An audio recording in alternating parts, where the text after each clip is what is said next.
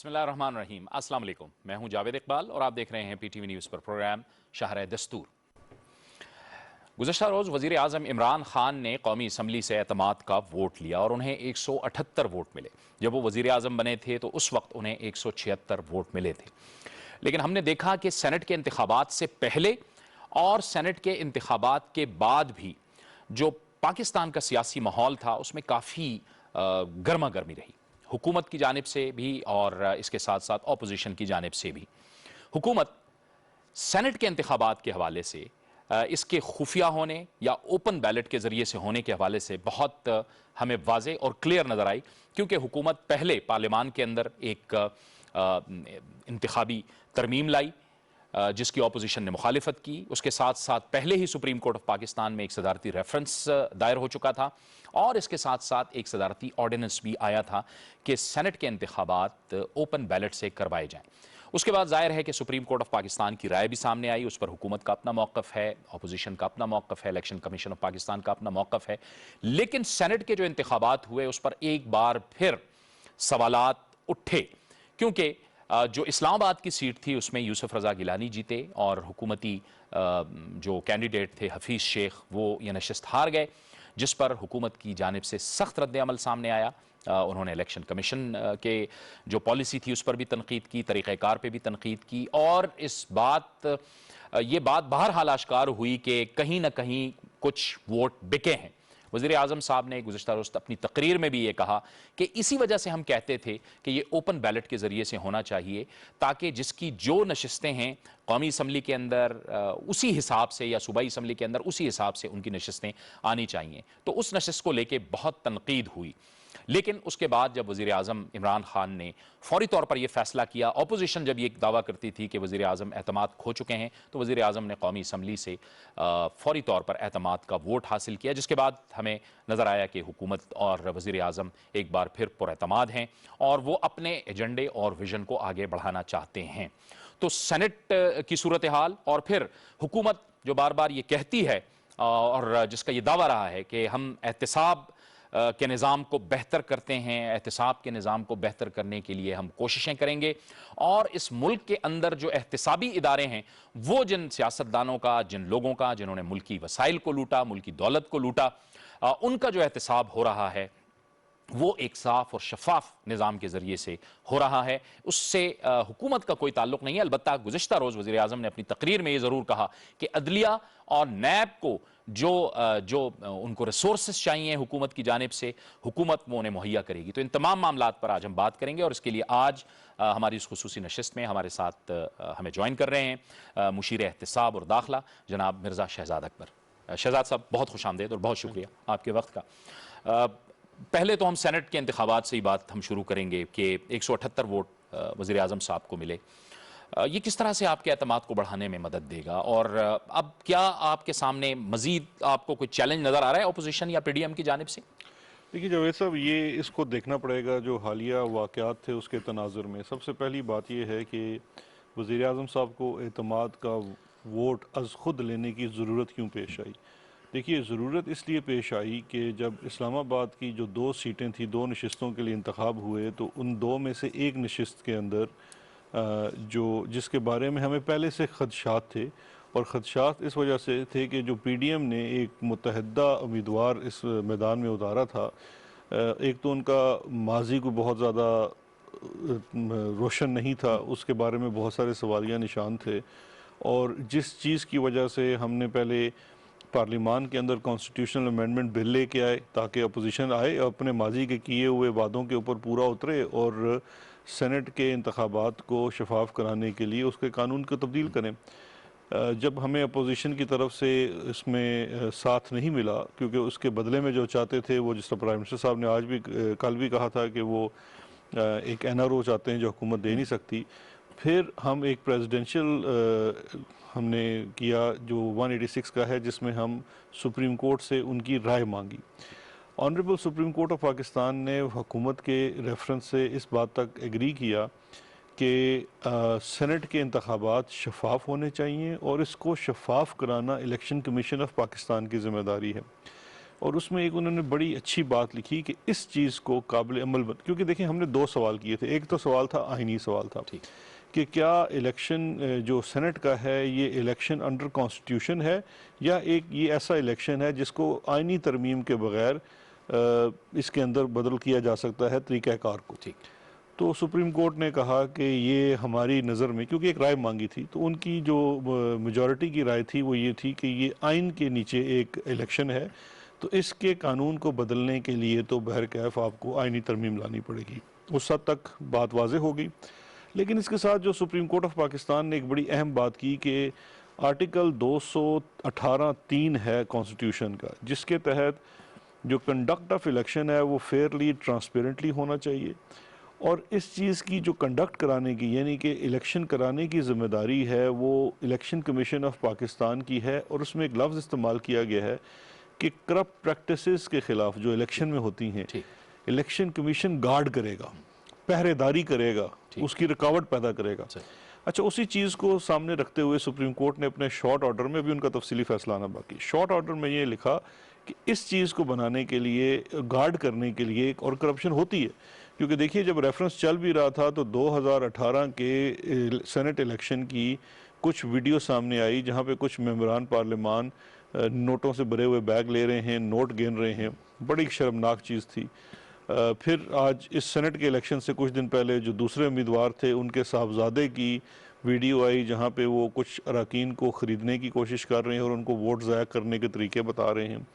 اب ان سب چیزوں کو جب آپ سامنے رکھتے ہیں تو ہمارا یہ کہنا تھا جس کے لیے حکومت کا ایک وفد بھی الیکشن کمیشن سے جا کے ملا اور ہم نے عرض کی کہ آپ کو الیکشن کمیشن کو سپریم کورٹ آف پاکستان نے یہ کہا ہے کہ آپ جدید تکنیک کا بھی استعمال کریں.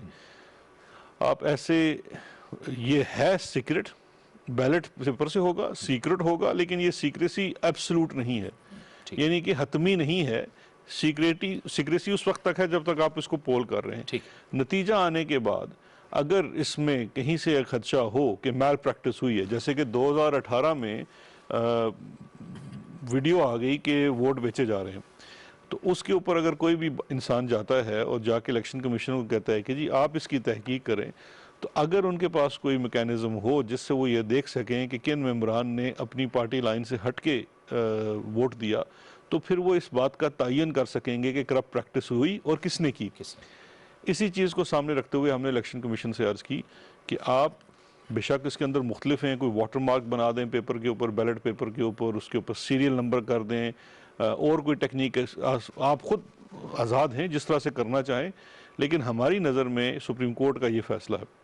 اچھا اس میں الیکشن کمیشن نے ہماری بات سنی اور انہوں نے کہا بالکل درست, لیکن ہماری جس چیز پہ ریزرویشن تھی وہ یہ تھی کہ انہوں نے اس الیکشن کے لیے یہ نہیں کیا اور ایک کمیٹی بنا دی جو 4 ہفتوں میں یہ ڈٹرمن کرے گی کہ ہمیں کیا کرنا چاہیے. اچھا وہ جو کرنا چاہیے وہ تو آپ کو سپریم کورٹ نے کہہ دیا کہ آپ کو اس کو ٹرانسپیرنٹ بنانے کے لیے کوئی ٹیکنیک استعمال کرنی ہے. تو یعنی کہ ہوا یہ کہ اس الیکشن پہ اس کا اطلاق نہیں ہو سکا اور جس بات کا ہمیں خدشہ تھا اسلام آباد کی سیٹ پہ وہی ہوا. وہاں پہ بالکل ایک قسم کی آپ سمجھیے کہ کرپٹ پریکٹسز ہوئی. ان کرپٹ پریکٹسز کے نتیجے میں جو سٹیٹڈ پارٹی پوزیشنز تھی ان سے ہٹ کر ووٹنگ ہوئی اور اس کا ایک رزلٹ آیا. اس کے بعد ملک کا سیاسی ماحول ایسا تھا کہ دیکھیے دو آپشنز تھی. وزیر اعظم صاحب بڑے آرام سے بیٹھ سکتے تھے کیونکہ کوئی کسی قطعاً ضرورت نہیں تھی, وہ انتظار کرتے اگر اپوزیشن, کیونکہ جب اگر opposition vote of no confidence لے کے آتی تو 172 کا نمبر انہیں پورا کرنا تھا جو ان کے پاس نہیں ہے.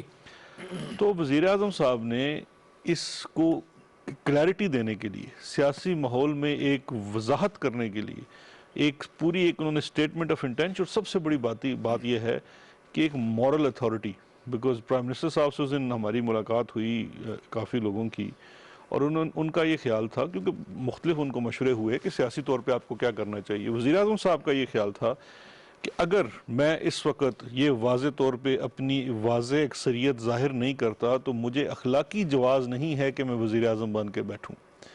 اور یہ میں سمجھتا ہوں کہ یہ جو عمران خان صاحب کا اپنا ایک نظریہ ہے سیاست کا, شفافیت کا اور ایک مورل اتھارٹی کا, جس کا آج انہوں نے اپنی تقریر میں بھی جب انہوں نے کی تو اس تقریر میں بھی انہوں نے اس چیز کا کہا کہ اصل میں معاشرے میں یہ کرپٹ پریکٹسز کے خلاف سب سے پہلی جو چیز ہوتی ہے وہ ایک اخلاقی اقدار ہوتی ہیں. جن کا انفارچونیٹلی ہمارے معاشرے میں اس وقت بہت زیادہ تنزلی ہو چکی ہے.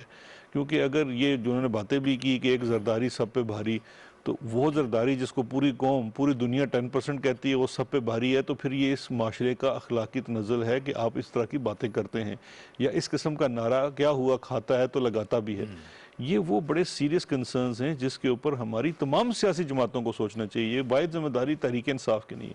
تو خیر اس پیرائے میں یہ ساری ووٹ آف کانفیڈنس کے لیے پرائم منسٹر صاحب نے خود اپنے آپ کو پیش کیا. شہزاد صاحب یہ بڑا بولڈ اور جارحانہ فیصلہ نہیں تھا وزیر اعظم صاحب کا؟ بہت بولڈ اور انپریسیڈنٹڈ اس لیے کہ میں آج دیکھ رہا تھا کہ کچھ جگہ میڈیا میں یہ بھی کہا گیا کہ یہ دوسرے وزیر اعظم ہیں جنہوں نے از خود ووٹ آف کانفیڈنس لیا. ٹھیک. میں اس سے اتفاق نہیں کرتا، یہ سٹیٹمنٹ درست نہیں ہے. 93 میں نواز شریف صاحب نے ووٹ آف کانفیڈنس تو لیا لیکن وہ ووٹ آف کانفیڈنس نہیں تھا. ٹھیک. وہ ان کی اسمبلی کورٹ سے بحال ہونے کے بعد جی ہاں بالکل بالکل انہوں نے جو اس وقت حالیہ ہے 157 رولز کے تحت، اس وقت اس کا رول کچھ اور تھا، اس رول کے تحت انہوں نے ایک ریزولوشن کی صورت میں حاضر ممبران کی اکثریت سے ہاتھ کھڑا کر کے ایک ریزولوشن پاس کرائی which is not vote of confidence. ٹھیک. وزیر اعظم، اور اس میں رسک بھی کوئی نہیں تھا، اگر وہ فیل ہو جاتی تو کوئی بات نہیں تھی. ٹھیک ہے. یہ جو ووٹ آف کانفیڈنس ہے جو 91-7 کے تحت ہے، یہ رسکی بھی ہے کیونکہ اگر آپ اپنا نمبر 172 تک نہیں دکھا پاتے تو آپ کی حکومت اسی وقت گر جاتی ہے. تو وزیر اعظم صاحب کو جب قانونی طور پہ یہ مشورہ ان کے سامنے رکھا گیا کہ آپشنز کیا ہیں، تو جس میں سے جو آپشن سب سے رسکی تھی انہوں نے وہ آپٹ کی 91-7 کی. کیونکہ وزارت عظمیٰ کی کرسی پہ بیٹھنے والا ان کا یہ خیال ہے کہ ڈر اور خوف سے نہیں بیٹھ سکتا، اس نے تو ڈنگے کی چوٹ کے اوپر حکومت کرنی ہے. اگر ایک دیکھیے ٹاپ سیٹ پہ جو بندہ بیٹھا ہوا ہے اور اس کی وہ اخلاقی اور وہ اس کی مورل گراؤنڈ نہیں ہے، تو پھر اس کو اس سیٹ پہ بیٹھنے کا کوئی حق نہیں ہے. اور جس طرح ہم نے آج کل دیکھا کہ وزیر اعظم صاحب کو جہاں 172 ووٹ درکار تھے اور ماضی میں جب وہ الیکٹ ہوئے تو 176 کے ساتھ ہوئے، اس کے برعکس 178 ووٹ ملے. 2-3 اور بھی مل سکتے تھے. ابھی ایک جو فیصل واڈا صاحب ہیں وہ سینیٹ میں چلے گئے ہیں، ایک آزاد امیدوار نہیں ساتھ رہے، اور اس طرح سے ہوا، لیکن 178 کے ساتھ وہ دوبارہ وزیر اعظم بن چکے. تو یہ بھی ایک نیا میں سمجھتا ہوں پریسیڈنٹ قائم کیا گیا پاکستانی سیاست میں کہ اقتدار کی لالچ نہیں، آپ اقدار کے اوپر چلیں. لیکن اپوزیشن بار بار اب یہ کہتی ہے کہ یہ اعتماد کا ووٹ نہیں، یہ اعتماد کا ووٹ نہیں. تو یہ تو ایک آئینی طریقہ کار تھا جی جو وزیر اعظم صاحب نے اپنایا. دیکھیں میں اس پہ عرض یہ کرنا چاہوں گا کہ میں آج دیکھ رہا تھا کہ ایک تو مولانا فضل الرحمان صاحب نے کہا کہ یہ اعتماد کا ووٹ نہیں اور ہم اسے نہیں مانتے. تو بڑے عزت احترام کے ساتھ مولانا صاحب تو اس وقت پارلیمان کا حصہ ہی نہیں ہے. ٹھیک. ان کی اپنی کوئی حیثیت ہی نہیں ہے. مریم صاحبہ فرماتی ہیں جو بھی فرماتی ہیں وہ خود پارلیمان کا حصہ نہیں ہے. یہ تو آؤٹ سائڈرز ہیں نا. ٹھیک. ایک ڈھکے سکے رہ گئے بلاول صاحب، وہ ایک وصیت کی نتیجے میں چیئرمین بنے ہوئے ہیں. تو وہ یہ تمام چیزیں دیکھیے، آپ ایک بات کہہ دیں جی کہ میں نے ایک چیز کو ماننا نہیں ہے جو روز روشن کی طرح یہاں ہے، تو یہ ایک آپ کی اپنی ذاتی چیز ہو سکتی ہے، کیونکہ ہمارے ہاں اظہار رائے کی آزادی ہے اور آپ کی اس رائے کو نشر کرنے کے لیے 50 سے زیادہ ٹی وی چینلز ہیں، تو وہ تو نشر تو ہوتی رہے گی، اس میں وزن نہیں ہے، آپ کے آرگومنٹ کے اندر وزن نہیں ہے. تو جو اصل آرگومنٹ ہے وہ یہی ہے کہ قوم نے دیکھا کہ وزیر اعظم صاحب نے اعتماد کا ووٹ لیا اور انہوں نے کسی بھی قسم کی جو اپوزیشن کی اور پی ڈی ایم کی بڑی کوشش ہے پچھلے کچھ ماہ سے، یہ دسمبر سے آپ دیکھیے جب مینار پاکستان سے شروع ہوئے کہ ملک میں سیاسی انسٹیبلٹی آئے، اس کا کلا کما کر دیا، اس کو انہوں نے بالکل فل سٹاپ لگا کے ختم کر دیا کہ اس وقت ہم ایک ترقی کی طرف بڑھ رہے ہیں، اپنے ہم اکنامک انڈیکیٹرز بہتر کر رہے ہیں. کووڈ نے جس طرح سے دنیا کو امپیکٹ کیا، پاکستان کی صورتحال، معاشی صورتحال اس سے بہت بہتر ہے بہت سارے خطے کے ممالک سے. تو اس جگہ کسی قسم کی پولیٹیکل انسٹیبلٹی نہیں دیکھی جا سکتی. اس کے لیے انہوں نے امیجیٹلی وہ سٹیپ لیا. یہاں تو لوگ مہینوں گزار دیتے تھے، انہوں نے 2 دن کے اندر کہا کہ جی آپ بالکل 1 دن بعد آپ بلائے اجلاس، ووٹ آف کانفیڈنس لیں تاکہ وی موو آن. تو میں یہ سمجھتا ہوں کہ یہ تو ایک اخلاقی اقدار کی جو ہے بات. اچھا شہزاد صاحب، اب پی ڈی ایم جو کہتی ہے کہ ہم لانگ مارچ بھی کریں گے، آپ کو لانگ مارچ کو مستقبل نظر آ رہا ہے اور کیا آپ کی اسٹریٹجی ہوگی اس کو ڈیل کرنے کے لیے؟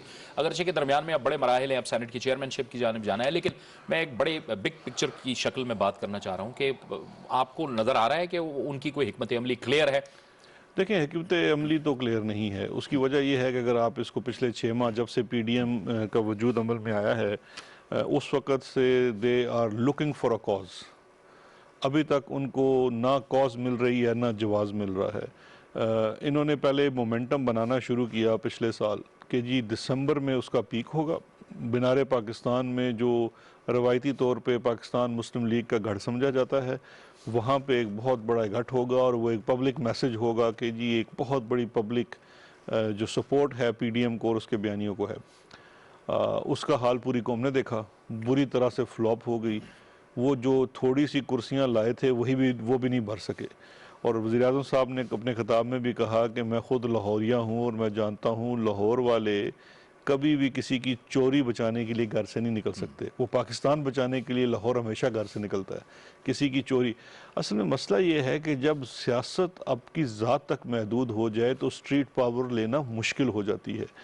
अब ये जो सियासत में इस वक्त ये नए नौमौलूद लीडर्स आ गए हैं, इनकी सियासत के अंदर पूरी असास जो है वो अपनी ख़ानदानी वाबस्तगी है, किसी ख़ानदान का हिस्सा होना, सेकंड या थर्ड जनरेशन होना है। खुद कोई पॉलिटिकल स्ट्रगल नहीं है, अवाम के साथ कोई राब्ता नहीं है, जो एक बड़ा गैप है। एक आम देखिए ना, आप अगर स्ट्रीट पावर दिखाना चाहते हैं तो आपको कुछ तो आपके अंदर मुमासलत होनी चाहिए। आप किस किस्म के हज़ारों डॉलर्स के कोट पहन के जलसे कर रहे हैं और स्टेज पे खड़े होकर कहें कि जी सर्दी बहुत है, मेरी कुल्फ़ी जम गई है। खुद तो आपने फ़र के कोट पहने हुए हैं। एक गरीब आदमी जिसको आपने घर से, वो तो दिहाड़ीदार मजदूरों को लेके आए और उनको आप कह रहे हैं कि जी सर्दी बड़ी है और मेरी कुल्फ़ी जम गई, तो सोचें उन गरीबों का क्या होगा। तो ये रिलेट ही नहीं कर पाते, ना अवाम इनसे रिलेट कर पाती है। तो इनका बहुत बड़ा फेलियर है स्ट्रीट पावर को इकट्ठा करना, वो नहीं कर पा रहे। अब उसके बाद इन्होंने कहा कि जी हम लॉन्ग मार्च करेंगे, उस वक़्त से तारीखें दे रहे हैं। ठीक। अभी भी ये तारीख दे रहे हैं शायद 25 या 26 मार्च की। अच्छा, उसमें भी अभी तक कोई वजाहत नहीं आई है कि वो उस मार्च का मकसद क्या है, वो कोई कितने दिन बैठेंगे। क्योंकि हम तो इनको कह रहे हैं जी आप आएँ, आपने अगर ज़्यादा दिन बैठना तो हम उनके इंतजाम करके देते हैं ताकि आपको ये जो है ज़्यादा आप गंद ना डाल सकें और अपना नंबर भी देख लें कितना है। तो अभी तक तो कोई इनकी वजाहत, जब ये लोग ही वाजे नहीं है तो हुकूमत की हिकमत अमली क्या है। हम तो देखें, हमने तो लाहौर में भी इनको पूरी फ्री हैंड दिया था, इस्लामाबाद में भी आए तो बिल्कुल एज लॉन्ग एज ये किसी हुकूमती अमलाक को नुकसान ना पहुँचाएँ, एहतजाज करना चाहें जितना करें। सबसे बड़ा मसला ये है कि इनसे स्ट्रीट पावर इकट्ठी नहीं हो रही और उसकी वजह मैंने आपको बता दी है कि अवाम किसी की ज़ाती चोरी बचाने के लिए सड़क पे नहीं निकलती। ठीक है शहजाद साहब, आप ज़रा सियासत की तो हमने बात की, अब उस जानिब आते हैं कि आपकी हुकूमत का जो एक एजेंडा था एहतिसाब का और साफ़ और शफाफ एहतिसाब का, केसेस चल रहे हैं, सज़ाएँ कुछ हो चुकी हैं, कुछ के केसेस चल रहे हैं, लेकिन अपोजिशन हमेशा से ये सवाल उठाती है कि जो पाकिस्तान के अंदर एहतिसाब का जो मामला है वो हमेशा से पॉलिटिकल इंजीनियरिंग के लिए इस्तेमाल होता है। ये तासुर क्यों बनता है कि ये एहतिसाब का मामला? जी बिल्कुल, ये देखिए ये बड़ा अच्छा सवाल है। देखिए पॉलिटिकल इंजीनियरिंग तो, अगर ये कैसी इंजीनियरिंग है जो 2.5 साल से हम कर रहे हैं और अभी तक प्रोडक्ट सामने नहीं आया। अगर ये पॉलिटिकल इंजीनियरिंग होती तो माजी में जिस तरह से ये पॉलिटिकल इंजीनियरिंग करते थे तो इनकी पार्टियों का तो शिराजा बिखर जाता। क्योंकि मतलब वो पंजाबी की एक मिसाल है, जेड़ा पन्नो लाल है। आप ए टीम को देख लें करप्ट, बी टीम को देख लें कब्जा माफिया, सी टीम को देख लें करप्ट कब्जा माफिया। तो वो तो ये पूरी एक, मुझे तो पार्टीज कम और ये माफिया ज़्यादा लगते हैं। अब बात ये है कि आप अगर 30-35 साल हुकूमत में रहे हैं, आपसे जब आपकी हुकूमती चीज़ों के बारे में पूछ गछ की जाती है तो सबसे पहला एक मंत्रा होता है जी पॉलिटिकल विक्टिमाइजेशन हो रही है। अब देखिए इस वक्त हम कोई 90s में तो बैठे नहीं हुए जहाँ पे उस वक्त का चीफ मिनिस्टर या प्राइम मिनिस्टर डायरेक्ट कॉल करता था चीफ जस्टिस को और उसकी टेप्स भी मौजूद हैं और उसको हुक्म देता था कि जी इसको कल ये सज़ा दो, परसों उसको ये सज़ा दो। इस वक्त आप 2007 की जुडिशल मूवमेंट और इंडिपेंडेंट जुडिशरी के दौर में बैठे हुए हैं। ठीक, आपके हुकूमती चीज़ों के ऊपर, प्रोसिक्यूशन के ऊपर सबसे बड़ा चेक है आपकी अदलिया का। आप आज एक भी कोई ऐसा केस जिसमें पॉलिटिकल विक्टिमाइजेशन हो बना के ले जाएंगे, 2 मिनट आप खड़े नहीं हो सकते। लेकिन मामला ऐसा नहीं है। मुझे एक बात बताइए, मैं 2 बड़े केसेस की मिसाल देता हूँ, 2 बड़े ख़ानदानों की, बड़ी चीज़ वाज़े हो जाएगी। फेक बैंक अकाउंट्स, फलूदे वाले के अकाउंट्स, उसमें से अरबों रुपए निकल रहे हैं। वो शुरू हुआ, honourable supreme court of Pakistan ने नोटिस लिया, JIT बनाई, उसने इन्वेस्टिगेशन की और इन्वेस्टिगेशन के बाद वो केसेस नैब को रेफर हो गए और अब वो केसेस फाइल होकर अदालतों में चल रहे हैं। اب اگر وہ پولیٹیکل وکٹمائزیشن ہے یا کوئی انجینئرنگ ہے تو یہ تو پھر الزام لگا رہے ہیں سپریم کورٹ آف پاکستان کے اوپر. اس کے بعد یہ آپ آ جائیے شہباز شریف خان وعدے کا ٹی ٹی والا کیس. یہ اپنی طرف سے بہت ایماندار اور خادم اعلیٰ پنجاب بنتے تھے. اپنے دور حکومت میں اپنے آپ کو انرچ کیا, اس کے لیے منی لانڈرنگ کی اور نام استعمال کیا, کوئی پاپڑ والا ہے, کوئی ریڈی بان ہے, کوئی اس کا, اور اس کے نام کے اوپر منی لانڈرنگ کر کے پیسے یہاں پہ لے کے آئے. اپنے دفتر میں لوگوں کو اپوائنٹ کیا اور ان کے نام کے اوپر کمپنی سیٹ اپ کر کے اس میں کک بیکس وصول کیے. اپنے پارٹی کے لوگوں سے پارٹی فنڈ کے نام پہ پیسے لیے اور ذاتی جو فرنٹ کمپنیز بنی ہوئی تھی اس کے اندر پیسے ڈال دیے. یہ سارا ایویڈنس جب عدالت کے سامنے گیا ہے تو عدالت بھی کہتی ہے کہ اس کے تو چیزیں دیکھ کے ہمارا سر شرم سے جھک جاتا ہے. اب اگر یہ پولیٹیکل وکٹمائزیشن یا انجینئرنگ ہوتی تو عدالتوں کو تو حکومت کو یا نیب کو آڑے ہاتھ لینا چاہیے تھا. تو یہ میں سمجھتا ہوں کہ ایک ڈیفنس تو ہے کہ اپنے سامنے آپ نے کھڑا کر دیا کہ جی دیکھیں ہم چونکہ سیاسی ہیں تو اس لحاظ سے تو کسی بھی سیاسی آدمی کا کبھی بھی احتساب نہیں ہو سکتا, کیونکہ اس نے ہمیشہ یہ کہنا ہے جی کہ میری تو آپ وکٹمائزیشن کر رہے ہیں. تو وہ صرف بات کی جاتی ہے, اس میں وزن کوئی نہیں ہے. کیسز کے اندر از خود بہت زیادہ ایویڈنس ہے, اس کے اندر جان ہے, اسی کی وجہ سے وہ کیسز چل رہے ہیں اور عدلیہ اس کے اوپر کر رہی ہے. جہاں تک بات ہے جو کنوکشنز کی, یہ بھی ایک بڑا سوال اٹھتا ہے جی کہ کنوکشنز نہیں ہوتی منطقی انجام تک پہنچنے. دیکھیں منطقی انجام تک کسی کیس کو پہنچنے کے لیے اس کو ایک پروسیس سے گزرنا ضروری ہوتا ہے. یہ وائٹ کالر کرائم ہے, یہ ایسا تو ہوا نہیں ہے کہ دن دہاڑے قتل ہو گیا, 4 گواہیاں ہیں آپ نے عدالتوں پیش کی اور فیصلہ آ گیا. وائٹ کالر کرائم ہے, بے نامی ٹرانزیکشنز کی جاتی ہیں, ڈاکومنٹری جو ٹریل ہے وہ ڈھونڈ کے عدالت کے سامنے ثابت کرنا پڑتا ہے. اس میں گواہی زیادہ ہوتی ہے, ڈاکومنٹ زیادہ ہوتے ہیں, ٹرائل تھوڑا زیادہ دیر چلتا ہے. پھر کچھ اشیاء ہمارے عدالتی نظام کا بھی ہے جس کو سامنے رکھتے ہوئے دیکھیے سپریم کورٹ آف پاکستان نے ہمیں 120 احتساب کی عدالتیں مزید بنانے کا کہا تاکہ یہ کام جلدی سے ہو سکے. اس کی ایک فائنینشیل کاسٹ بھی ہے. ہم نے اس کے پہلے فیز میں 30 عدالتوں کے لیے, کیونکہ دیکھیے حکومت کا کام اس پورے احتساب کے عمل میں انفراسٹرکچر دینے کا, وہ حالات پیدا کرنے ہیں کہ نیب انڈیپینڈنٹلی کام کر سکے, عدلیہ کو وہ انفراسٹرکچر دینا ہے کہ وہ کام کر سکے. اگر ان کو زیادہ ججز کی ضرورت ہوگی تو حکومت نے صرف پیسہ پرووائڈ کرنا ہے. جج کون لگے گا, کتنی کورٹس بنیں گی, کہاں بنیں گی, اس کا تمام فیصلہ عدلیہ خود کرتی ہے, کیونکہ کسی بھی طرح سے اگر حکومت اس میں شامل ہوگی تو وہ ایک عدلیہ کی آزادی کے اوپر ایک سوال اٹھتے گا. تو حکومت نے تو جس طرح وزیر اعظم صاحب نے اپنی اسمبلی کی تقریر میں بھی کہا کہ ہم تو کہہ رہے ہیں کہ اس چیز کے لیے ہمیں اپنا پیٹ بھی کاٹنا پڑا تو ہم اپنے وسائل آپ کو دیں گے. یہ عدلیہ بھی اس کے اندر حصہ بٹائے کہ ان چیزوں کو جلدی سے کرے, اس میں زیادہ لائی جائے.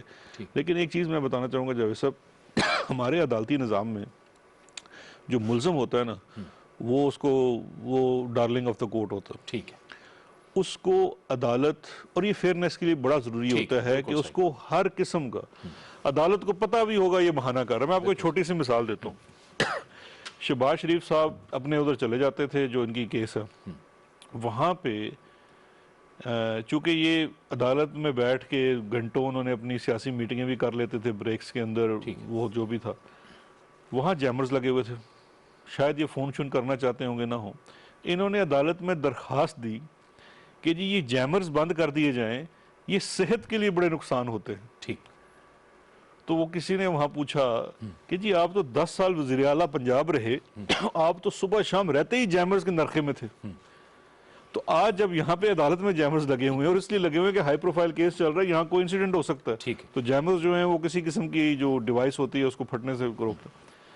تو یہ تو آپ کس قسم کا اعتراض کر رہے ہیں. تو ان کی زیادہ تر اعتراضات کے اندر کوئی, لیکن عدالت کا ایشو یہ ہوتا ہے کہ جب بھی ملزم کو ایشو اٹھائے گا اس کو ایڈریس کرنا ہے, ٹرائل رک جاتا ہے, اس کی جگہ اس درخواست کے اوپر عمل.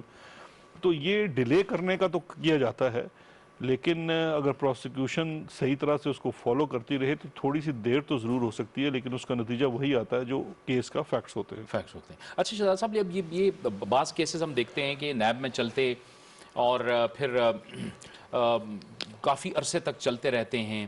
اس میں ظاہر ہے نیب کا قانون ہے, نیب کے قانون کے تحت گرفتاری بھی ہو جاتی ہے, جس پہ ہم نے بارہا سنا.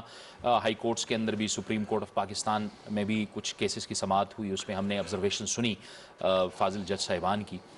کی گرفتاری ہو جاتی ہے، وہ ظاہر ہے نیب کے قانون کے مطابق ہی ہو رہی ہے، جی۔ لیکن پھر وہ اچانک سے وہ کیسز بند بھی ہو جاتے ہیں، تو کہاں مسئلہ ہے کہ پھر اپوزیشن والے بھی سوال اٹھاتے ہیں کہ جی وہ تو کیس میں کچھ تھا ہی نہیں اور وہ تو کیس ختم ہو گیا، کہاں گڑبڑ ہے کہ دیکھیے جہاں دو ہمیں تین چیزیں ہیں، ایک تو بہتر میں کرنے یہ کی ضرورت سمجھتا ہوں جس طرح میں نے پہلے عرض کی کہ وائٹ کالر کرائم میں یہ چیزیں ثابت کرنا تھوڑا سا مشکل اور ایک دیر پا عمل ہوتا ہے۔ ٹھیک جن کیسز کے اندر گرفتاری ہوتی ہے، گرفتاری بھی اس لیے چیز کے لیے ہوتی ہے کہ اگر جو ملزم ہے جس سے تفتیش کرنا درکار ہے اور وہ تعاون نہیں کر رہا ہے یا وہ اثر انداز ہو سکتا ہے مختلف گواہوں کے اوپر، تو اس صورت میں اس کو انویسٹیگیٹنگ ایجنسی جو پروسیکیوٹنگ ایجنسی ہوتی ہے وہ گرفتار کر لیتی ہے، ٹھیک اور جب وہ اس کی ایک دفعہ فزیکل ریمانڈ یعنی کہ اس سے تفتیش کا عمل پورا ہو جاتا ہے تو وہ جوڈیشل ریمانڈ میں جب چلا جاتا ہے تو اس کے بعد وہ عدالت کی صوابدید کے اوپر ہوتا ہے، اس کی بیل بھی کی جا سکتی ہے، اس کی بیل بھی نہیں بھی ہو سکتی۔ تو بیل کا میں سمجھتا ہوں قانونی نقطہ نظر سے اگر آپ دیکھیے اس کا ڈائریکٹ لنکیج ہے وہ اس کیس کی صحت کے ساتھ نہیں ہے۔ ٹھیک ہاں یہ ضرور ہے کہ دیکھیے نیب کا ادارہ پاکستان تحریک انصاف نے تو نہیں بنایا، نیب کا ادارہ پہلے سے برقرار تھا، بالکل صحیح، اور یہ کہنا بھی کہ جنرل مشرف نے بنایا غلط ہے کیونکہ احتساب بیورو ہی بیسیکلی مرج ہو گیا تھا نیب میں، بالکل جو کہ نواز نواز شریف صاحب کے وقتوں نواز میں بنا شریف تھا صاحب کے وقتوں میں اور بنا سیف تھا، الرحمان صاحب سیف اس کے الرحمان پہلے صاحب۔ چیئرمین تھے، ٹھیک ہے تو اس وقت سے لے کے ابھی تک اس کے اندر جتنے کیسز چل رہے ہیں بہت سارے کیس اس کو وہ ورثے میں بھی ملے ہیں۔ ٹھیک ہے ہماری یہ رائے ضرور ہے لیکن نیب اپنے فیصلوں میں آزاد ہے، اور ٹھیک ہماری رائے یہ ہے کہ نیب کو ہائی لیول کرپشن کے اوپر فوکس کرنا چاہیے، ٹھیک ہائی پبلک آفس کے لوگوں کے اوپر فوکس کرنا چاہیے، اور جو دیگر کیسز ہیں جہاں پہ ان کو اپنے ریسورسز خرچ کرنے پڑتے ہیں وہ دوسرے اداروں کو دے دینے چاہیے، جیسے کہ صوبائی سطح پہ اینٹی کرپشن کے ادارے ہیں، ایف آئی اے کا اینٹی کرپشن ایک پورا سرکل ہوتا ہے، تاکہ نیب جس کو بجٹ بھی زیادہ ملتا ہے، جس سے لوگوں کی توقعات بھی زیادہ ہیں، وہ ایک فوکسڈ اپروچ کے ساتھ چلے۔ ظاہری بات ہے جتنا آپ اپنے آپ کو محدود اور فوکسڈ کریں گے تو بہتر رزلٹ لا سکیں گے، تو وہ ایک چیز ضرور ہے، اور یہ ہم بارہا کنوے بھی کرتے ہیں حکومتی چینلز کے اوپر کہ آپ کو زیادہ فوکس کرنا چاہیے، اور آپ کے ہم نام جب سے چیئرمین نیب آئے ہیں میں یہ سمجھتا ہوں کہ ان کی اس ٹائم فریم میں نیب میں بہت بہتری آئی ہے، اور اس کا ایک جو ثبوت ہے وہ اس بات میں ہے کہ انہی کے دور حکومت میں کوئی نیب 400 ارب سے زائد کی ریکوریز کر چکا ہے، ٹھیک۔ جبکہ ماضی کے پورے 10-12 سالوں میں کوئی 104 ارب روپے کی میں ریکوریز ابھی یہی سوال کرنے والا تھا کہ وہ جو لوٹا ہوا پیسہ جس کی آپ کی حکومت بات کرتی تھی وہ کتنا واپس آیا؟ اور دیکھیں اس میں دو چیزیں ہیں، ایک تو یہ ہے کہ ہم تو یہ کہتے ہیں کہ جی جو لوٹا ہوا پیسہ ہے ایک یہ تسلسل کا عمل ہے اور یہ جاری رہے گا، ٹھیک اس میں انویسٹیگیشن، ڈیٹیکشن اور پھر ریکوری کا ایک سلسلہ ہوتا ہے۔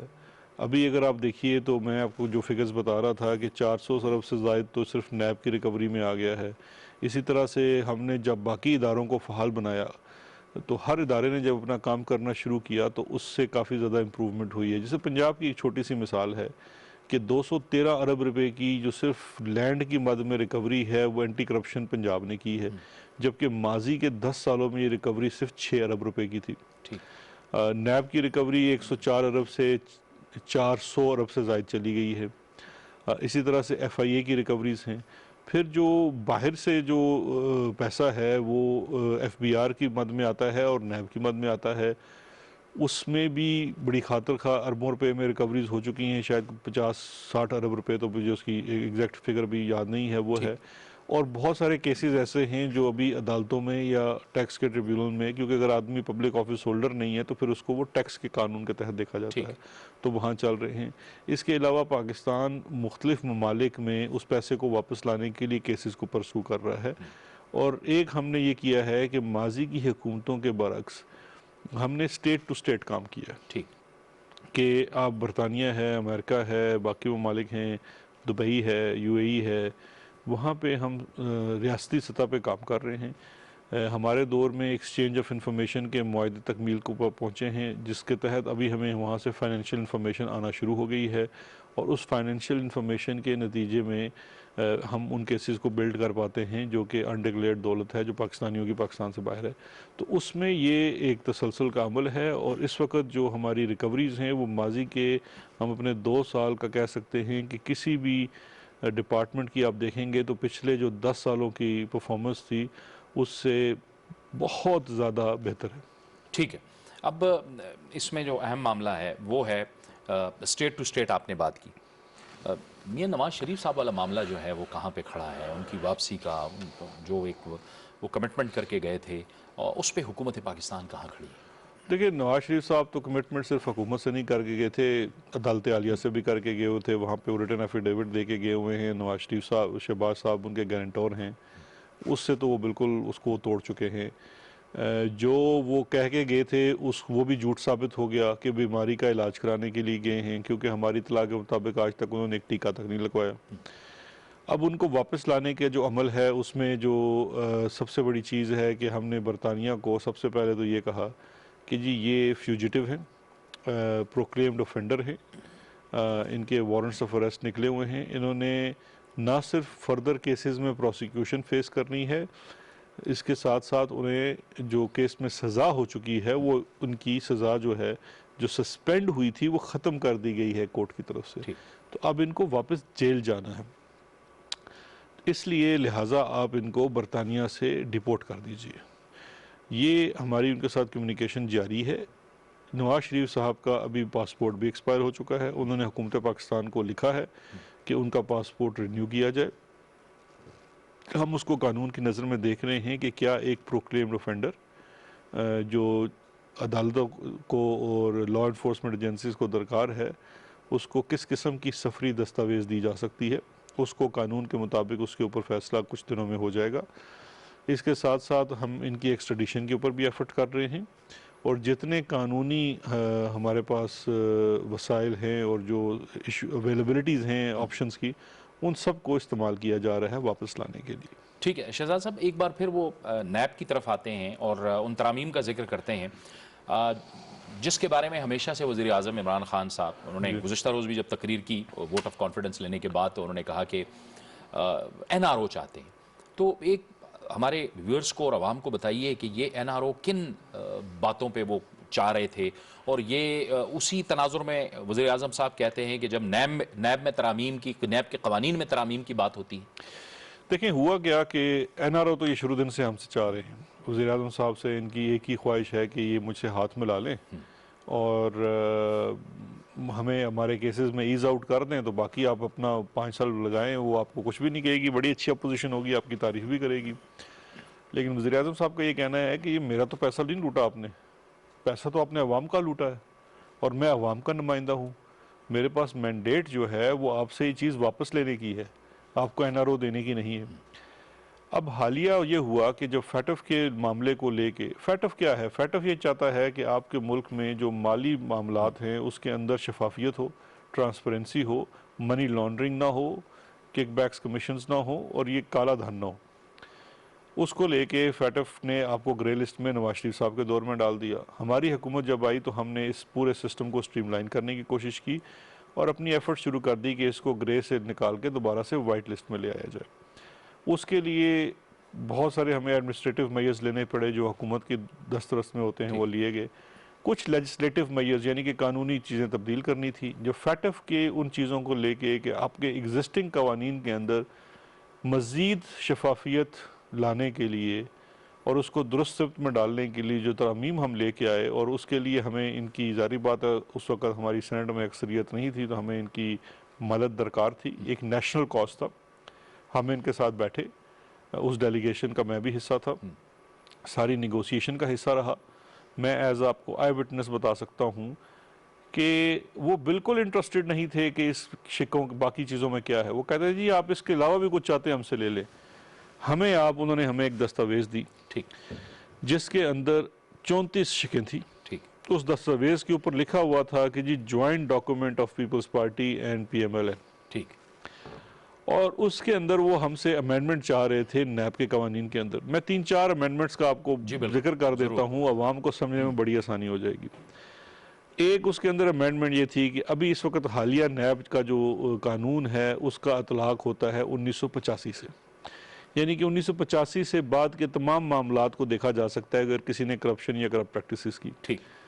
ان کی پہلی خواہش یہ تھی کہ اس کا اطلاق 99 سے کیا جائے، یعنی کہ نواز شریف کا پہلا دور، اس کے بعد چیف منسٹری کا دور، پھر ان کا جو 90 کا پیپلز پارٹی اور نواز شریف کا باری باری وہ دور تھا، ہاں وہ گزر جائے بیچ میں. وہ گزر جائے، اس کو بالکل کلین چٹ دے دی جائے کہ اس زمانے کی کوئی بھی کرپشن ہے تو وہ اب اس پہ کوئی بات نہیں ہو سکتی. دوسری ان کی خواہش یہ تھی کہ نیب کی جو دسترس ہے وہ صرف 1 ارب روپے کی کرپشن کے اوپر ہونی چاہیے. ٹھیک. ہم نے ان سے سوال کیا کہ اگر کوئی بندہ 99 کروڑ اشاریہ 99 کی کرپشن کرے گا تو اس کو کیا چھوڑ دیا جائے؟ تو اس کے اوپر ان کا یہ تھا کہ بس وہ چھوڑ دیں اس کو، آپ اس کو ٹیکس میں لے جائیں. پھر جو سب سے بڑی خواہش ان کی یہ تھی کہ نیب کے جو قوانین ہیں اس کے اندر سے منی لانڈرنگ نکال، یعنی کہ منی لانڈرنگ کو کرمنل افینس کے ضمر سے نکال دیا جائے. ٹھیک. اب جو زرداری صاحب کے کیسز ہیں فیک اکاؤنٹس والے، وہ منی لانڈرنگ کے کیسز ہیں. شہباز شریف صاحب کے کیسز ہیں منی لانڈرنگ کے کیسز ہیں. چودھری شوگر مل کے کیسز ہیں منی لانڈرنگ کے کیسز ہیں. آپ نے واضح بلیک اینڈ وائٹ میں لکھ دیا کہ جی یہ نیب میں سے منی لانڈرنگ ختم کر دی جائے. اس کا مطلب یہ ہے کہ اگر اس صرف ایک شک پہ بھی ہم ایگری کر جائیں تو یہ سیدھا سیدھا NRO نواز شریف، مریم نواز، شہباز شریف، آصف زرداری، بلاول سب کو ملتا ہے. تو یہ ایک اور ان کی اور خواہش اس کے تھی. کانسیکوینسز ہمیں FATF میں بھی فیس کرنا پڑیں گے. FATF کہہ رہا ہے کہ منی لانڈرنگ کے قوانین کو مزید سخت کیا جائے. کہ بالکل ملک میں منی لانڈرنگ نہ ہو سکے. بالکل صحیح. یہ کہتے ہیں جی ہم نے کہا جی کہ 2 منٹ کے لیے ہم مان بھی لیں، ہم آپ کی بات ماننا چاہتے ہیں، ہم تو مقصد ہی فوت ہو جائے گا. جس چیز کے لیے ہم کرنا چاہ رہے ہو تو ہم کر ہی نہیں سکتے. ٹھیک. تو یہ ایک بڑی لاجیکل قسم کی ان کی ڈیمانڈ تھی. ہم نے پھر یہ کیا کہ وہی دستاویز قوم کے سامنے رکھ گیا. جب ہم نے قوم کے سامنے رکھا تو ان کو بڑی شکایت ہوئی. اس وقت کا آپ آرکائیوز اٹھا کے دیکھ لیجئے. انہوں نے کہا جی کہ انہوں نے ہمارا جو اعتماد ہے وہ ختم کر دیا. یہ تو بند کمرے کی بات تھی، انہوں نے کر دی. ٹھیک. تو بھائی بند کمرے کی بات، ہمارا کوئی کاروباری معاملہ تو تھا نہیں. ٹھیک. آپ بھی عوام کے نمائندے ہیں، ہمیں بھی عوام نے بھیجا ہے، ہم وہاں بیٹھ کے عوام کی فلاح و بہبود کے لیے کچھ ڈسکشن کر رہے ہیں. تو عوام کو تو جاننے کا حق ہے. جس آزادی رائے کی بات آپ کرتے ہیں اس میں تو یہ چیز بڑی ضروری ہے. تو وہی چیز جب ہم نے عوام کے سامنے رکھی تو یہ تو بالکل ان کی حالت خراب ہوگی. اور کہا جی ہم نے تو کبھی NRO مانگا نہیں، جبکہ وہ دستاویز اس سے آج تک بھی انکاری نہیں ہے. تو وزیر اعظم صاحب نے جو کہا کہ ان کو جو 34 شکیں تھیں، یہ اصل میں وہ 34 شکوں کی میں نے آپ کو 2-3 چیزیں بتائی ہیں جو اس سے آپ اندازہ کر سکتے ہیں کہ یہ کتنی خطرناک ہو سکتی تھی اس ملک کے لیے. اگر ہم مان جاتے، آپ کو پوری دنیا نے کہنا تھا آپ بنانا ریپبلکن. بالکل سر. کہ آپ کے ملک میں اس کا مطلب ہے کرپشن کوئی اوفینس ہی نہیں ہے. پولیٹیکل آفس ہولڈرز کرپشن کریں کوئی پوچھنے والا نہیں ہے. تو یہ چیزیں تو کبھی بھی عمران خان کبھی بھی اس نے اپنی 22 سالہ جو سیاسی سٹرگل وزیر اعظم بننے سے پہلے کی، وہ اس لیے تو نہیں کی تھی کہ ایک دن وزیر اعظم بن کے ان لوگوں کو NRO دے دے گا. تو لیکن یہ معاملہ بہرحال اب جو ترامیم کا معاملہ ہے یہ اب بہرحال ایک جمود کا شکار ہے. ظاہر ہے اس میں حکومت اور اپوزیشن کا. کوئی ہم دیکھیے، ہم نیب کے قانون میں کوئی اس قسم کی ترمیم کرنے کے حق میں نہیں ہے جس سے ہمیں عالمی سطح پہ کوئی شرمندگی کا سامنا کرنا پڑے، اور جن لوگوں نے الیکٹ کیا ہے پاکستان تحریک انصاف کو ان کے سامنے شرمندگی کا سامنا کرنا پڑے. ہمیں تو ہماری عوام نے احتساب کا مینڈیٹ دیا ہے، NRO کا مینڈیٹ نہیں دیا. یہ جائیں عوام کے پاس NRO کا مینڈیٹ مانگیں، ملے تو آ جائیں، دے دیں اپنے آپ کو ایک دوسرے کو NRO. ٹھیک. شہزاد اکبر صاحب، یہ براڈ شیٹ کا جو قضیہ ہے یہ بڑا زیر بحث رہا اور اس میں بڑی تنقید بھی کی گئی، اور معاملہ بڑا پرانا ہے، لیکن چونکہ آپ کی حکومت کے دوران یہ آ گیا تو آپ کی حکومت پر تنقید کی گئی. تو یہ ذرا بتائیے کہ یہ کیا قضیہ تھا اور آپ کا براڈ شیٹ کے ساتھ یہ نام کیوں جوڑا جا رہا ہے؟ دیکھیں 2 چیزیں ہیں. ایک تو اپوزیشن کے دوستوں کو، اسپیشلی جو ان کے کچھ 2-4 سپوکس پرسنز ہیں، انہیں میں بہت اچھا لگتا ہوں، تو اس قسم کو بڑی عرصے سے کوشش کر رہے ہیں کہ میرا نام کسی چیز کے ساتھ جوڑا جائے. میں پہلے مختصراً بتا دیتا ہوں براڈ شیٹ ہے کیا. سن 2000 میں 2 کمپنیاں تھیں، جس میں سے ایک براڈ شیٹ تھی اور ایک IER کے نام سے کمپنی تھی. ان سے ایک معاہدہ کیا گیا، اس وقت کے نیب نے کیا. جنرل امجد صاحب اس وقت اس کے چیئرمین تھے اور فاروق آدم صاحب اس کے پروسیکیوٹر جنرل تھے. انہوں نے ایک معاہدہ کیا کہ کوئی ٹارگٹ کی لسٹ دی گئی 100-200 لوگوں کی، جن میں یہی شریف لوگ شامل تھے جو آج کل PDM کا حصہ ہیں. یہ اور ان کے فرنٹ مین اور بینامی، کہ جی یہ ان کی جو کیسز ہیں اور اس کے اوپر جو بھی دنیا بھر سے ان کے جو پاکستان سے باہر انہوں نے چیزیں چھپائی ہوئی ہیں ان کو ڈھونڈا جائے گا، اور اس میں یہ ادارے ان کو معاونت فراہم کریں گے، یہ جو کمپنیاں تھیں. اور پھر نیب ان کو پرسو کرے گا، اور جب ان سے ریکوریز ہوں گی تو ان کو اس میں سے 20% حصہ دیا جائے گا. اس کے علاوہ ان کو کوئی فیس اور تنخواہ نہیں دی جائے گی. 2000 میں یہ جون میں معاہدہ ہوا، ان لوگوں نے اپنا کام شروع کر دیا. اچھا، یہاں پہ یہ ہوا کہ مشرف صاحب نے دسمبر 2000 میں NRO دے دیا اس وقت کا نواز شریف کو سرور پیلس جانے کا. ٹھیک۔ تو نواز شریف، شہباز شریف نے اس زمانے میں شاید $7 ملین جرمانہ بھی ادا کیا، اچھا جو بعد میں خود جب دور حکومت میں آئے تو واپس لے لیا۔ اچھا، یہ یہاں سے اپنا بیگ باندھ کے چلے گئے وہاں پہ۔ اس لسٹ میں سے کچھ اور لوگ تھے اس وقت کی حکومت نے ان کو بھی ایک این آر او دے دیا۔ ٹھیک۔ اب یہ جو کمپنی تھی اس وقت پرسو کرتی رہی، انہوں نے اپنے خدشے کا بھی اظہار کیا اور کہا جی کہ جن کو آپ نے بھیجا ہو کسی معاہدے کے تحت ہی بھیجا ہوگا تو اس کے ذمے جو پیسے واجب الادا تھے جو اس کو ڈھونڈنے میں ہم نے بھی معاونت فراہم کی، اس کا 20% تو ہمیں دیں، جو کہ نیب نے نہیں دیا یا مشرف گورنمنٹ نے نہیں دیا۔ یہ 2000 کی بات۔ ٹھیک۔ 2003 میں یہ معاہدہ تنسیخ کر دیا گیا، یعنی کہ جو براڈ شیٹ کا معاملہ تھا وہ 2000 سے شروع ہوا، ٹھیک۔ 2003 میں ختم ہو گیا۔ جب 2003 میں یہ معاملہ ختم ہو گیا تو براڈ شیٹ اور یہ دو کمپنیاں چلی گئی۔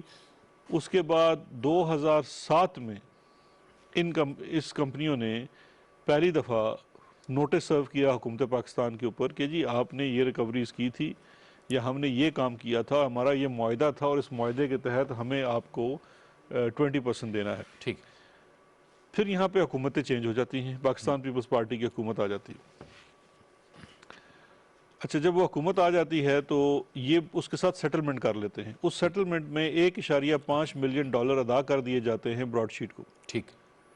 2009 آ جاتا ہے، نیا نوٹس وصول ہوتا ہے حکومت پاکستان کو جس میں براڈ شیٹ والے پھر پیسے مانگ رہے ہیں۔ ٹھیک۔ اچھا، وہ جب پیسے مانگ رہے ہیں تو اس وقت حکومت نے کہا، پیپلز پارٹی کی حکومت ہے، ٹھیک۔ انہوں نے کہا جی یہ تو ہم نے آپ کے ساتھ سیٹلمنٹ کر لی جس میں ہم نے $1.5 ملین ادا کر دیا۔ صحیح۔ انہوں نے فرمایا آپ نے غلط کمپنی کے ساتھ سیٹلمنٹ کر لی، اچھا۔ جس کو آپ نے پیمنٹ دی وہ تو کمپنی ٹھیک نہیں تھی، اوہو۔ اصل مالک ہم ہیں، ٹھیک۔ اب آپ ہم سے بات کیجیے۔ ٹھیک۔ خیر وہ 2009 سے آربیٹریشن کا ایک سلسلہ شروع ہوا۔ ٹھیک۔ 2013 آ گیا، نواز شریف صاحب کی حکومت آ گئی۔ 2016 میں جا کے اس کی آربیٹریشن پروسیڈنگز کی ہیئرنگ سٹارٹ ہوتی ہیں۔ 15 اور 16 میں پروسیڈنگز ہوتی ہیں اور پروسیڈنگز کے وقت پاکستان کا وزیر اعظم ہے نواز شریف۔ ٹھیک۔ یہ وہ معاملہ ہے، پروسیڈنگز کا مطلب یہ ہے کہ آربیٹریٹر کے سامنے یہ طے پا رہا ہے کہ کیا انہوں نے یہ معاہدے کے تحت چیز کی اور ان کو اتنے پیسے ملنے ہیں نہیں ملنے۔ اچھا، یہاں پہ جو ایک تفصیل بڑی اہم ہے کہ اس معاہدے کے تحت اور جو فائنل فیصلہ آیا، ٹھیک۔ کوئی 21.5 ملین کا جرمانہ پاکستان کو دینا پڑا ان کے 20% کے ہاتھ میں، جس میں سے $20.5 ملین نواز شریف کے کیسز کے لیے، ٹھیک۔ یہ جو ان کا ایون فلیٹ اپارٹمنٹس جس میں آتے ہیں، ٹھیک۔ اس کی مد میں دینا پڑا۔ اب یہ دیکھیے جاوید صاحب کتنی انٹرسٹنگ بات ہے کہ 2016 میں ہی پوری دنیا میں قصہ چل رہا تھا پاناما کا۔ ٹھیک۔ اسمبلی کے اندر نواز شریف صاحب تقریر فرما رہے تھے کہ جی میرا تو کوئی تعلق ہی نہیں ہے، ہم نے تو 2004 میں خریدے ہیں، جبکہ اس وقت جب یہ وزیر اعظم تھے اور یہ پروسیڈنگز چل رہی تھی 2015-16 میں، جس میں یہ ایویڈنس گزارا جا رہا تھا کہ جی ہم نے تو 2000 میں ایویڈنس دے دیا تھا کہ یہ 94 اور 96 میں انہوں نے خریدے، ٹھیک۔ ٹھیک۔ اور یہ اپارٹمنٹس ان کے ہیں، یہ رہ اس میں رہے ہیں۔ اس کے باوجود مشرف نے سیٹلمنٹ کی اور ان کے ساتھ این آر او کیا اور یہ بھجوا دیا۔ ٹھیک۔ اچھا، اس وقت کی سپریم کورٹ کے سامنے نہ ہی یہ نیب نے معاملہ رکھا، ٹھیک۔ نہ ہی نواز شریف جو وزیر اعظم تھے، نہ حکومت نے ان کو بتایا کہ یہ تو آربیٹریشن چل رہی ہے، یہ ایویڈنس وہاں پہ بھی ہے، ٹھیک۔ وہ خیر سیگا راز میں رکھا گیا۔ 2017-18 میں یہ 16 میں آربیٹریشن ہو گئی، فیصلہ آ گیا، اس کے بعد پھر کتنے پیسے ادا کرنے ہیں اس کی پروسیڈنگ سٹارٹ ہو گئی، وہ 2018 میں ساری مسلم لیگ نون کی حکومت ہے۔ ٹھیک ہے۔ ہمارے دور اقتدار میں تو ہم نے تو اپیل کی، لیکن چونکہ نیچے سے یہ 2 جگہوں سے کیس ہار چکے تھے تو ہماری اپیل مسترد ہو گئی۔ ٹھیک۔ مسترد ہونے کے بعد ہمارا ان کو پیسہ دینا بنتا تھا۔ ہم یہ سمجھتے تھے کہ یہ پیسہ شاید پاکستان کے لیے کوئی بہت زیادہ پیسہ تھا اس وقت، اس کے اوپر مختصر اگر آپ اس کو انٹرسٹ بتا دیں لگ تو کے کوئی بہتر ہوگا۔ $30 ملین بن چکا تھا۔ ٹھیک ہے۔ $30 ملین کی جب ادائیگی کرنی تھی تو ہم ان سے بار بار نیگوشیٹ کر رہے تھے کہ جی اس میں ہم اس کو کم کر لیں ٹھیک ہے۔ کسی بھی طریقے سے تاکہ ری سیٹلمنٹ کر لیں۔ ٹھیک ہے۔ اس سلسلے میں ہی میں 2 دفعہ ملا ان کو، مساوی صاحب کو، اس نے انکار کر دیا۔ اس نے کہا، میں نے کہا جی ہمیں آپ پیسے کم کریں، اس نے کہا میں تو کم نہیں کروں گا۔ ٹھیک ہے۔ اتنی بات ہوگی اور اسی بات پہ وہ بھی قائم ہے۔ ٹھیک ہے۔ اس چیز کو لے کے اپوزیشن نے بیچ میں مجھے بھی کہنے کی کوشش کی کہ جی انہوں نے اس سے کوئی کمیشن لینے کی کوشش کی، جو کہ مساوی نے پوری طور پہ واضح کر دیا کہ کبھی اس طرح کی بات نہیں، میں نے ڈسکاؤنٹ ضرور مانگا تھا کہ آپ پیسے کم کریں۔ ٹھیک ہے۔ اب بات یہ ہے کہ ان کی خواہشوں کے ساتھ تو شہزاد اکبر تو کو بیچ میں نام آ نہیں سکتا، کیونکہ جب سن 2000 میں معاہدہ ہوا اس وقت تو میں لا اسکول میں پڑھ رہا تھا، آپ طالب علم تھے اس طالب وقت؟ علم تھا۔ ٹھیک ہے، جب 2003 میں ہوا اس وقت میں بار اسکول میں تھا، جب معاہدہ ٹھیک، منسوخ ہو گیا ٹھیک۔ تو شہزاد اکبر کا تو براڈ شیٹ کے ساتھ کبھی کوئی تعلق ہی تعلق نہیں رہا۔ ٹھیک ہے، ٹھیک ہے، بہت بہت شکریہ، بہت بہت شکریہ مرزا شہزاد اکبر صاحب، مشیر احتساب اور داخلہ، ہم سے خصوصی گفتگو کر رہے تھے۔ یہ تھا ہمارا آج کا پروگرام شاہراہ دستور سے جاوید اقبال کو اجازت دیجیے، اللہ حافظ۔